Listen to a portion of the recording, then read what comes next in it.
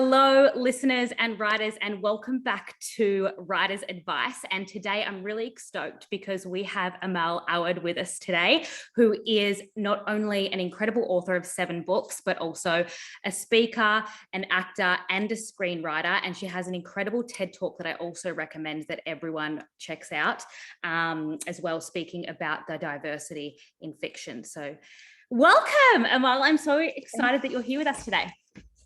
Thank you. And thank you for calling me an actor. I never call myself an actor. Well, you are creative in all those ways, so why not? I actually have technically done some, so yeah, I guess so. And I was going to say, I think being involved in, you've not only published 7 books, but you've also been involved in other anthologies as well. So I was going to add those into your list. So there you go.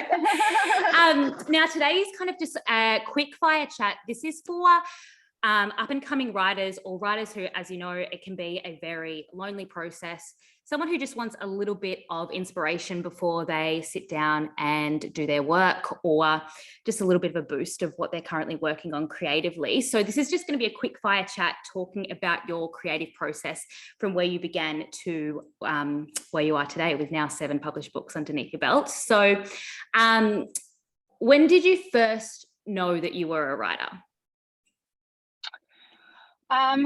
Well, I remember loving books from a very young age, and I remember in kindergarten or first grade publishing my first book. You know, like at school they would do these things, and I was an 80s kid, so it was very cute. You know, they stapled together the cardboard pages, and we all felt like we were really, authors.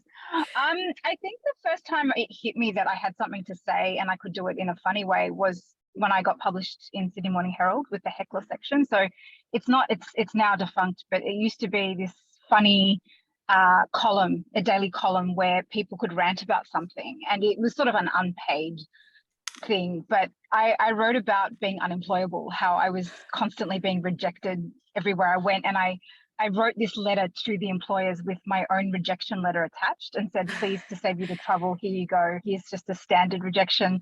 And it got published, and I got published a few times in Heckler, and they were never about so much cultural things. They were always about ordinary life things. And it was like my first hint that, you always have this idea in your mind that there's something that interests you. And I think it's very important to pay attention to your interests, because where your curiosity lies, where your interests lie, tends to be there's something there for you. And so it was really a 600-word column. That was really my first hint. And then I started to play with my first novel, Quoting Samira. And I knew I didn't have the structure and the craft down, but I knew I had a voice. And so I think it's really important to sort of play and explore. And that's how I essentially came across it. But in terms of believing in it, I was doubtful. Even till now, like I doubt my ability and my not in an imposter syndrome way. I'm not trying to be dramatic. It's more just you're competing with a lot of people to get someone's attention and like hope that what you have to say has relevance for them. So it can impact your self-esteem almost as a writer and make you feel like, well, who cares what I have to say? Like, is anyone going to care about what I say and how I say it? So yeah, I don't know. I think writers, we're a bit tragic that way, really.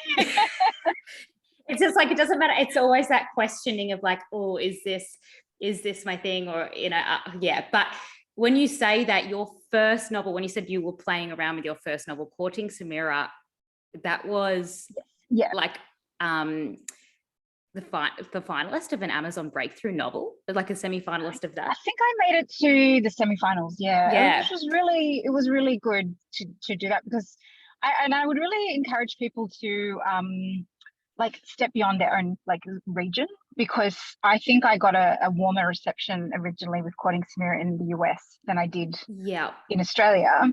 And the Amazon Breakthrough Novel Award is now not happening. But it was at the time massive, like it was 5,000 entries or something, and I got down to the top 25 maybe, or 50 or something like that.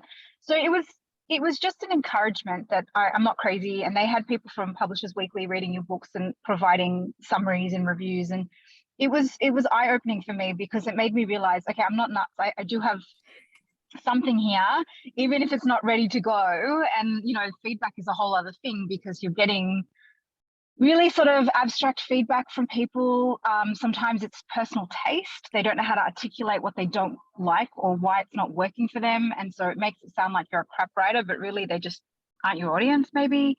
So yeah, so Quoting Samira, it was a long journey with that book. It was actually, it had a publisher, and then I lost the publisher during the GFC, which I know COVID's now the big thing, but back in the day, the GFC was the biggest thing happening to all of us. You know, it affected all the financial markets, and yeah. So look, I had a hard time getting published, to be honest. It was a really tough time. I think now publishers are much more open to diverse writers, and I have a problem with that title in the first place, but let's just play with it. Diverse writer. I was up against people saying, you know, we need her to be rebellious. We need her to be against the constructs of her life and, you know, the things that she's meant to be. And I was actually trying to normalize a Muslim woman's life and just say, hey, is it possible that an Arab Muslim woman raised in Australia has similar problems to an Anglo woman or a Chinese Australian woman, or, you know? And it was this, nobody got that. They were like, well, no, she has to be like hating the restrictions of her life. She has to be fighting them. We won't bend it like Beckham. Oh, so not surprisingly, I couldn't get it over the line because they missed the point of what I was trying to do. And I deliberately picked chick lit because I wanted to play with a really innocent mainstream genre. And really I was one of the few people in the world doing that with Muslims. You know, like it was not done. You know, everybody wants the trauma. Everybody wants the struggle. And the idea that you could have a Muslim woman who happened to be Muslim, that wasn't the point of the story, even if it colored it in a certain way.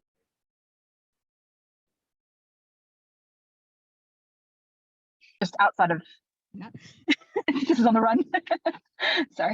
Sorry, no, that's great. So with that, obviously you've stayed very strong to what you want to achieve when you're constantly getting this feedback of what other people want from you. How do you balance the feedback that you get from, okay, maybe for instance there is something that I need to work in this section of my book, versus no, I'm staying strong with how I want this to be?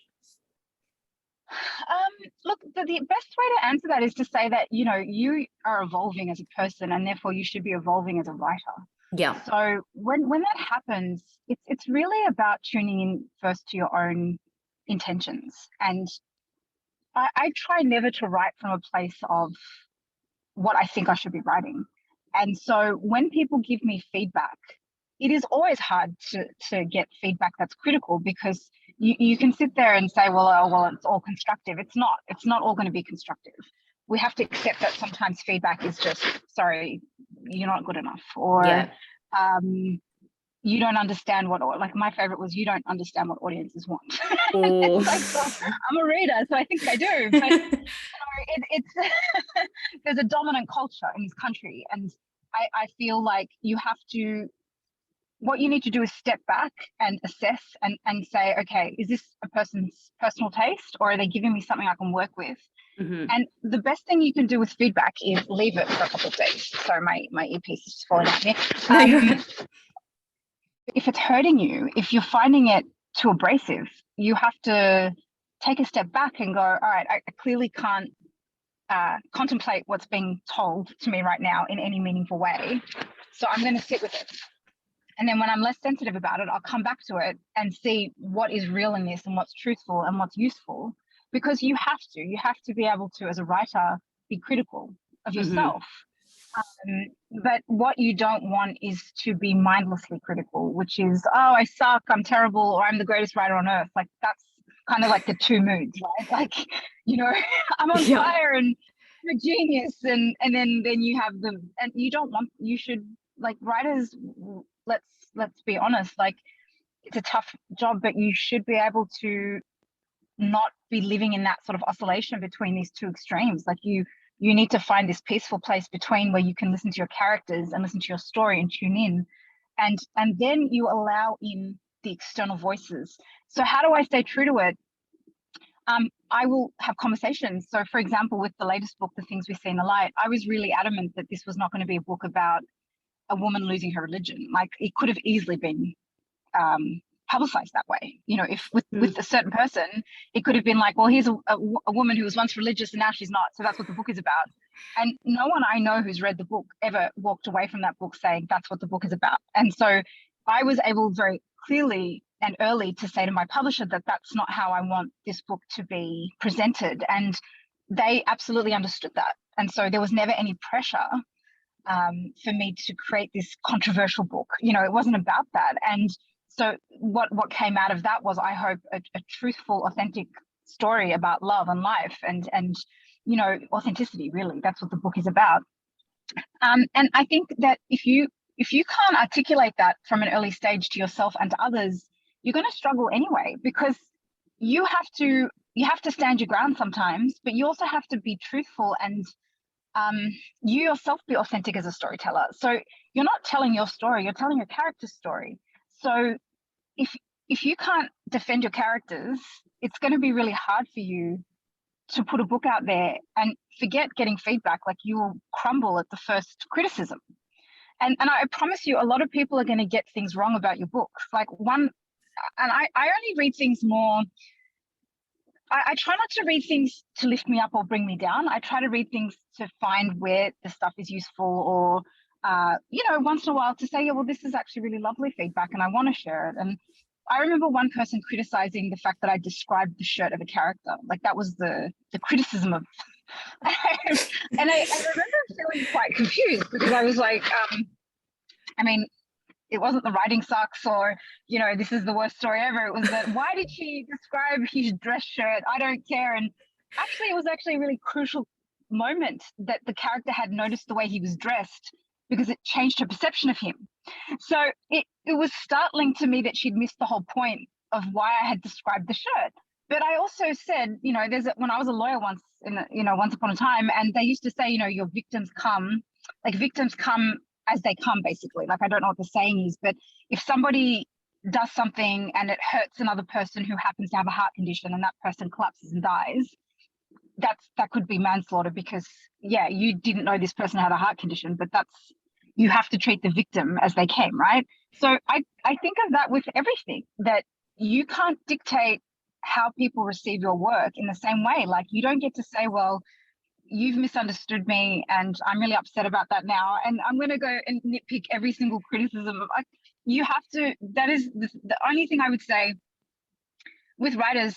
The feedback you need to take on board is really the professional feedback first. Mm-hmm. And then when it comes to your consumers, you have to detach as much as possible, because they're going to misunderstand your work. Yep. Or they're going to understand it through their perspective, which is not necessarily misunderstanding. It might not have been what you'd intended, but they're seeing it through their lens. Yeah. So that's the point of art and work anyway, isn't it? That, you know, I can read a book one way, and another person who's had a different life experience will read it another. If you're going to be sensitive to every remark and every criticism, you're going to struggle as a writer. Like, it's hard enough being a writer. Add in other voices telling you how good or bad you are, or, you know, seeing, I guess, how much people will gush over one writer versus another. Like, it's going to be tough. So be true to you. Be true to, like, I love this book enough that I don't really care if not everybody got what I did. I got what I love what I did. If that makes sense. Yeah, 100%. Was that what you would say when it comes to a book you're writing?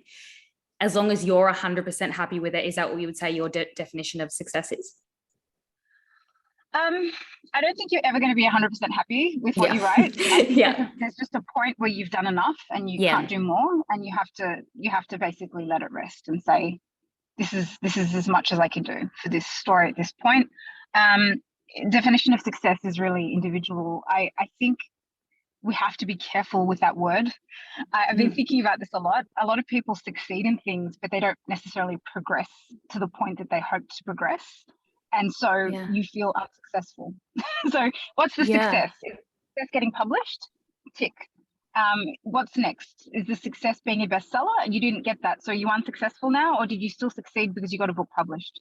I think the thing I always say to people when I speak to other creatives of any kind is, when you lose that joy in what you do, that's when you are unsuccessful.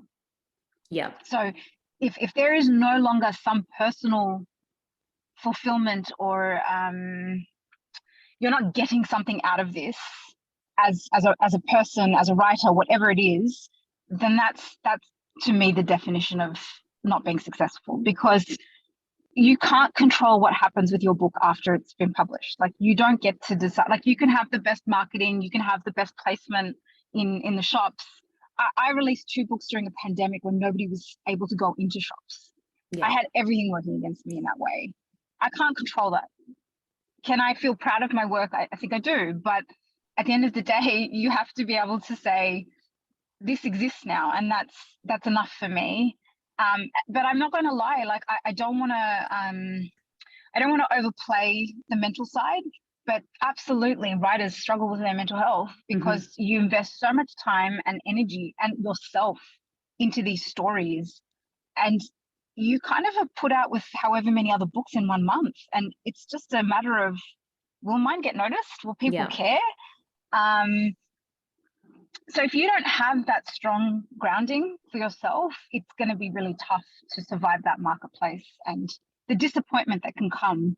And so that's why I always say, like, and the minute it stops being something you get excited about or you don't feel that pull towards, it's a problem. That's when you really have a problem. It's not a lack of sales, or you didn't get, as many pre-sales as you wanted, or your events got cancelled. It's when this stops meaning something to you personally, because what are you going to give your work if you don't have that dedication and that optimism that I have something to say and do here, and I'm going to inject everything of myself into it. It's a mighty ask. Yes. But I think that if that's missing, you will absolutely struggle. Like, there's just no doubt about it. Yeah. Know your why behind why you're doing it. So what's the best advice you've been given in your career? Best advice. I think it was my husband who reminded me once that no matter what I do, I'm a storyteller. So I didn't need to be so attached to how I told stories. Oh. It was almost like my trunk was, you are a storyteller. So whatever branches come out of that, you can make them work. And I think that that's very true to who I am, because everything I do for me is I think creativity is our savior. I think creativity is the thing that keeps people engaged and vital. I wish we emphasize that more in our daily lives. And I think there's too much emphasis on achievement, when really achievement is the outcome of a fulfilled life. You know what I mean? So I've lost my... No, you're right. This is me on the go. Achievement is the outcome. It's not the point. Like, it's almost like if you can't enjoy the train ride, you're not going to care about the destination, I think. And I feel like that's really important. And creativity is really where you find what you care about, what you have to say. It can absolutely undo writer's blocks and things like that. So, like, a lot of people worry when they're stuck. I actually think sometimes writer's block is extremely instructive. It's actually it's either telling you that you're afraid of something, or that it's not ready, that it's brewing, and you need to procrastinate a bit, actually, because you get to procrastinate. There's this lovely little period before you start writing where you don't have to do anything, but you feel guilty. You're like, oh, I can't do that. I have to be struggling and actually break the rules with writing. Like, it's not something, I mean, deadlines aside, this gets to be your playground. You get to dictate how you write. And I think that that's the thing. I'm always interested in how other writers write, because they're so different. Like, everybody writes differently. So know what your trunk is, I guess. Like, know the thing that is sort of, we always have that root, that thing that is true to who we are, and we always know when we've ignored it. We always know when we've departed from it. And that's, I'm not saying you can't outgrow things. I'm just saying, don't be surprised if you try to do something before it's time. Like, it's knowing what your purpose is, I guess, for this time, for this moment. 100%. This should change. We're evolving. So the way that is the best explanation I've ever heard of writer's block. I absolutely love how you say that. And that the fact that there is so many different ways to write and create, that is exactly why I put this podcast together, because everyone does have a different process and there is no one path to it. And that is the beauty of creativity. It doesn't have to be, well, it's not meant to be this like regimented process. I'm really interested though as to what makes you feel the most creative. Like, do you have certain things that you do in your day to really put you in that state? Or what is your process when you know you're working on something to sit down at a keyboard and get typing? No, yeah, like for me, I think what inspires me is real life. Actually, I noticed that the less engaged I am with the world, the less inspired I am. I'm actually writing a new book, and I had a moment where I was really just, do I really want to write this? I'm so uninspired. I don't know. And it was realizing why I was uninspired. Like, we've been put on hold for 2 years with this pandemic. I haven't been anywhere new. I haven't really engaged with new people. I felt quite isolated, like so many people being in lockdown, that I felt like nothing had sparked me up in a way.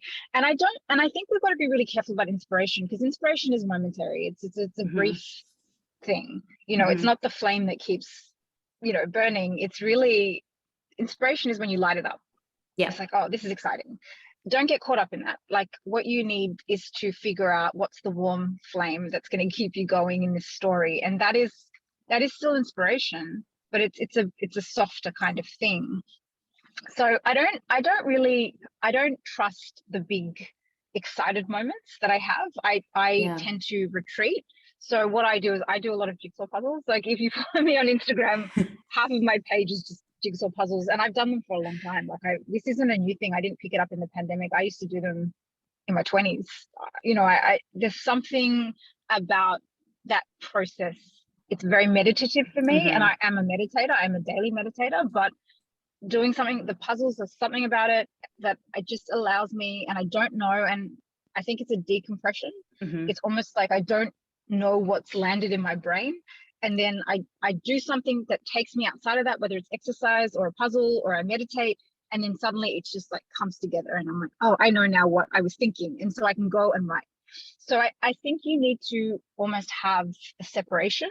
So it's like, don't feel guilty about doing exercise or going for a walk, or even like procrastinating in silly ways, because that's actually usually the necessary components to breaking through your block. Like, it's usually the thing that allows you to realize what you're resisting. Oh, so does that answer the question? 100%. Yeah. No, it's great. It's like, I love how you say too that in our culture now, we call it procrastinating, and it's necessary as part of the process. So that's really great. Really hard question, but I am going to ask you, do you have favorite books? Do you have all-time favorite books? Yeah, I probably do have a couple that I swear by. In terms of a more serious book, Newal El-Saadawi's book, Dangerous Women. No, oh my God. Woman at Point Zero. That's the Dangerous Woman quote, is from Woman at Point Zero.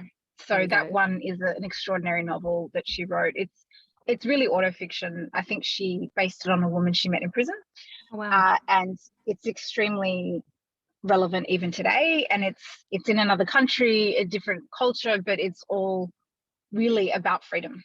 It's a book about freedom.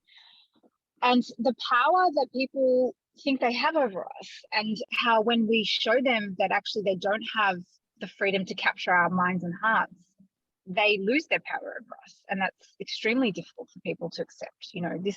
This is when you think about our daily lives, so much of what is imprisoning us is attention going to the wrong places, and people making you feel like you are captive to what they have to say and their belief systems. And if you don't agree with me, you're wrong. It's not even that there's a spectrum here. There's my opinion, and then there's just a wrong opinion. And so I think that it's a relevant book on so many levels, especially for women, I think. And then the other book that I absolutely loved was Watermelon by Marion Keyes, which for me was the first book that showed me that chick lit could be so clever and so funny and so disarming, because she broke so many rules. It was very like breaking the fourth wall. Like, she spoke to the audience in a way, and it was a book that made me want to write. Like, I remember Oh, reading wow. Watermelon and just thinking, I want to write a book like this one day. Like, this is amazing. And I really liked Water for Elephants by Sarah Yes. Gruen years Yeah. ago. I remember not so much resonating with her other books, but that book was so beautifully written, and I remember just being so touched by the lyricism of it. And yeah, there are a lot of books that I love, but and in terms of sort of nonfiction, I think there's just so many good books out at the moment. And I love Ruby Hammad's White Tears, Brown Scars. I'm a big fan of Ruby's work, and I just think that I think that the books that we're getting now, I think are so interesting, because we are now able to articulate things we didn't really know when we were younger. So I experienced life in the 80s and 90s very differently to like a lot of stuff that's coming out now is by millennial generation, and that's really relevant and helpful and all of that. But we've also got a lot of people sort of more in my age group who we've experienced life very differently, and we're able to look at things from a different perspective. And so I really love those older books, because I feel like they were more reflective of what we went through. Yeah. Sort of our generation. Anyway, that's sort of just off the top of my head. Yeah. Yeah, I think that's amazing. that's what I like. Yeah. Do you have a book that you would recommend for any up and coming writers, whether it is fiction due to how it's written, or a non-fiction book on writing itself? I think I don't want to say a specific book. I think what people should do is read stuff that's similar to how they want to write. Yeah. I think it's really important to have what I call voice books. And I don't mean you want to emulate or copy other writers. What I mean is there's certain books that just speak to you because of the way they're written. And so you will always gravitate to that writer. You'll always go, oh, I'll always read whatever they put out because I love them. Pay attention to that, because that's probably how you yourself will write. There's something about that. So I would just say, don't force yourself to read people who you don't really care about. I think, does that make sense? Like, I think 100%. a lot of people, there's a lot of, I'm going to read this book because everybody's reading it, and so I better read this book. I really don't encourage people to do that. I think it's really important for people to focus their attention on similar books in terms of genre, style, because it's instructive, it's educational for you. And absolutely not, this is not me saying read them and then copy them. It's the opposite. It's actually inspiring, because you can find your voice in a similar way by saying, well, I really loved how this author did this. Yeah. So I guess what I'm trying to say is, like, take that excursion to the bookstore and look up the section that you're interested in. Like, when I wrote about aging for Fridays with my folks, I remember standing in Dimmicks in the city, and I went to the section on aging, and it was very small because most books were about how to stay young. So, I didn't have a lot of books that I could reference. It was really strange, but Atal Gawande, who wrote Being Mortal, was the author who everybody was talking about and still talking about, because his writing is very beautiful. But it was, does that make sense? Like, you need to, 100%. you need to like almost, okay, so this book is in this genre or this area. What exists in that area, and how will I be different? Like, how do I elevate that or step aside from that? But don't spend all your time writing chick lit and then try to write literary fiction. Unless that works for you, I don't know. And I'm sorry if you can hear the rain. It's absolutely no, that's fine. Down. Like, nature is just coming and supporting what I just said. Yeah, absolutely. and it comes back to what you said at the start too. It's like when you have that feeling of it's like follow your joy, essentially, if that's what really lights you up, and that, stick to that section in the bookstore, or find what you like the most rather than following the crowd or what you're seeing the most of. Be in flow. You know when you're pushing against the tide, when you're forcing it. We know we have an inbuilt system that guides us very steadily and clearly a lot of the time. We live in a world of, we should be doing this, I should be that, I should I should be meeting this expectation. I think the gold lies in the unexpected. In Yes. the treasure is exploration. I have this instinct and I'm going to follow it. I don't know where it's going to lead me, but that's what excites me. And if you already have all the answers, then, well, that who knows how that's going to turn out. I don't know how great that work is going to be, because we really don't know what's going to happen in the next 5 minutes. It doesn't matter how many tarot cards we read, and I read tarot cards. You know what I mean? So Yeah. I think there's a lot of pressure to deliver things that are against our true nature. And I think I've struggled with that. Like, well, I should be trying to write this instead of that. And actually, but that's not my strength. I can only write what I'm good at. And this isn't to say forever, this is who I am. This is the other thing we have to remember, that you are an evolving person. And so your work evolves with you. I'm not writing, I wrote quoting Samira as chick lit. I wouldn't write chick lit now. Like, some people think the things we see in the light is chick lit. It's absolutely not chick lit in my mind, because it's quite a dramatic novel. But if some people took it that way, then I can't stop that. Like, it's fine. You know, they're allowed to read it that way, but it's not how I wrote it. So I think it's really important to remember that you are evolving. And so your work should be growing with you. You shouldn't, like, I doubt we will be writing the same things 10 years from now. You know, it's exciting. But if you're not paying attention to that, you're going to be trying to repeat the same things. And you do see that with some authors, that they're churning out the same thing again and again. And they will eventually lose an audience, because the audience wants something new. They do. And I think it's really important to remember that as a writer. But if you can't zone in to your truth, like in the sense of the truth of who you are, like, this is me right now in this moment, I think you're going to struggle to write properly, to write in a way that feels good and feels easy. Like, I don't think writing should feel like a struggle ever. I don't mean to say it's easy, but this idea of the tragic writer and I have to slit my wrists and all the, you know, like I think it's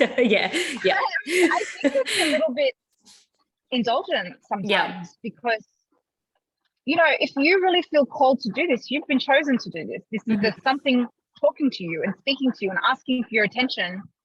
So be there, pay attention.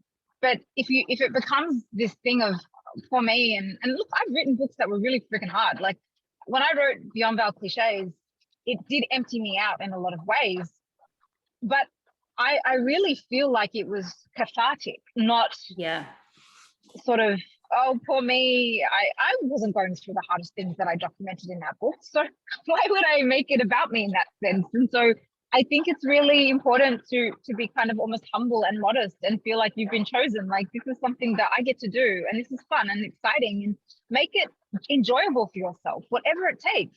If it means, you know, lighting a candle, if it means that I only write between these hours of the day, if it means that I can only do this if I'm in a retreat somewhere, whatever it takes, do it. But, you know, like, it's your private thing when you write a book. It's different to screenwriting, which is very collaborative. You know, screenwriting is you're in a writer's room with people and you've got a lot of opinions flying around, and then you might go off and write a screenplay, and then there'll be feedback and feedback and feedback. And that's a very different process to novel writing, where your first major feedback is a massive structural edit.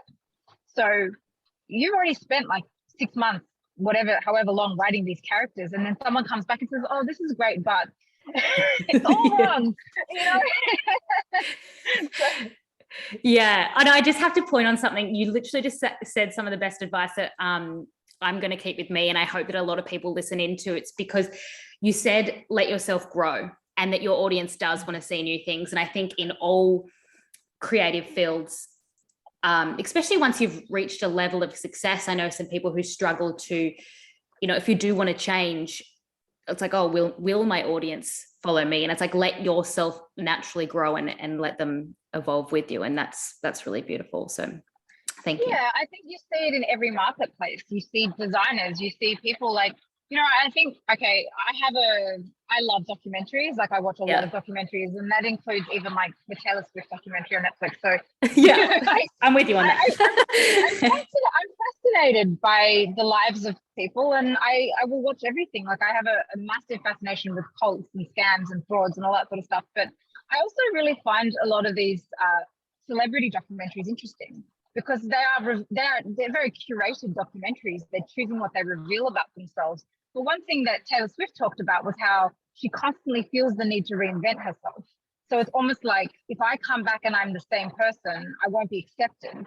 You know, I can't, I have to shake it up. I have to change it. And so it almost feels like a forced change. It's not like necessarily like she wasn't allowed to grow at her own pace. She had to have the appearance of change. And it was an interesting thing to say because she said they say that when you become famous, you almost like suspend at that time. Like that's where you stop growing. You know, you've almost like, so she's frozen in time from when she first became famous. And you know, so any changes that she was showing, they were very cosmetic. You know, different hair, different outfits, different sound. But in her internal world, how much had it changed? She was basically saying I hadn't grown up. So I think it's really interesting. Like, what are we really, like, what are we growing? What are we cultivating? Our internal world is the garden. It's not the external world. We can change our appearance. We dye our hair, cut our hair. We can change who we hang out with. We can put filters on Instagram. But the internal world, you know how truthful that is because it belongs to you and nobody else has access to it. So that's where the gold is for writers. The writer world is an internal one. It's a quiet one. It's not something like, I don't know how any writer shares their stuff online. Like I it's not that it's wrong. I just don't get it.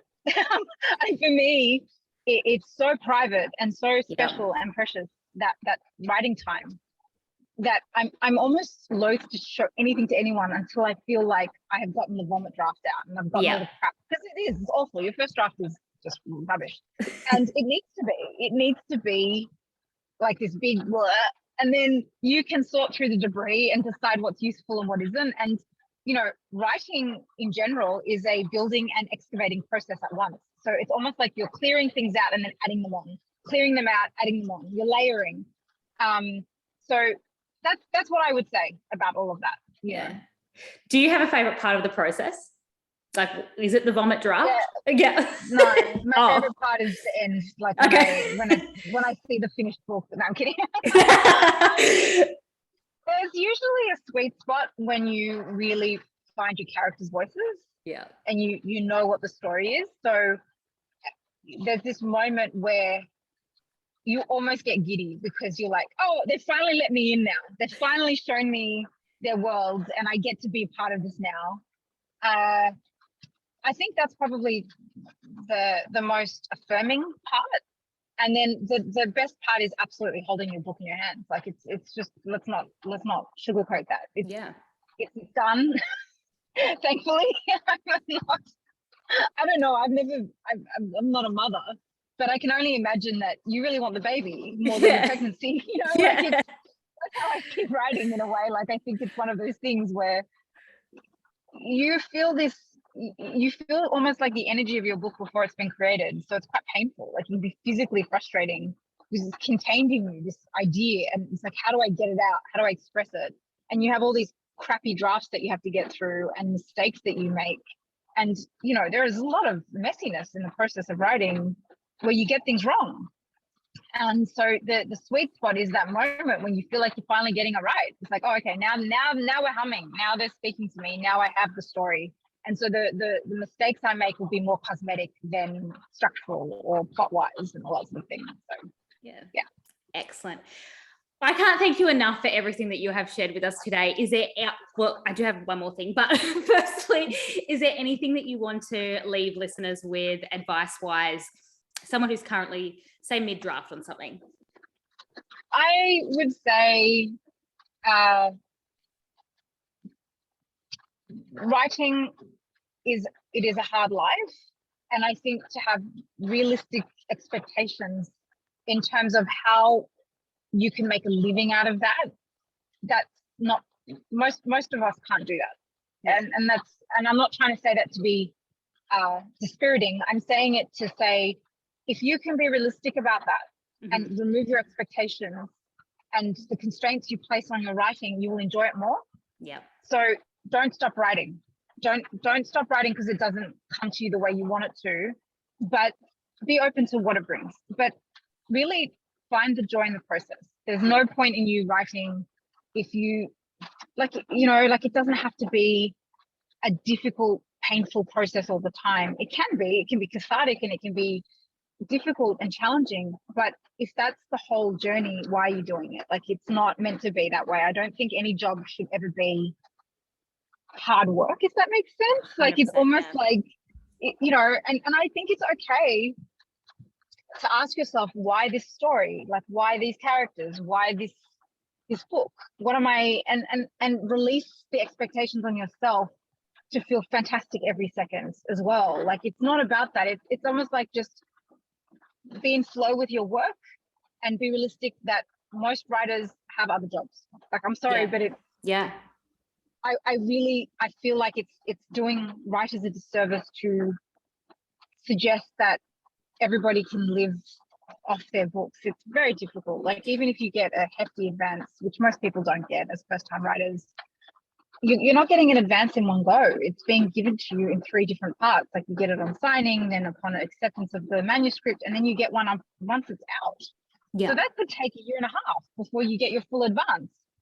And then, I don't know, you're waiting a long time to get royalties because you have to outsell your advance to get more money from that book. So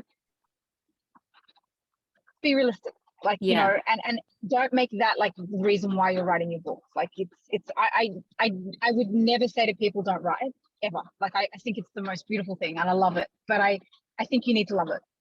That's really good advice, because, you know, I remember speaking to another author who said that to me. She's like, if you're not enjoying it, why are you doing it? It's one of those things where it's so difficult if you don't like it, that the reward that you're getting out of it is not going to be enough to compensate for that misery. It's just not.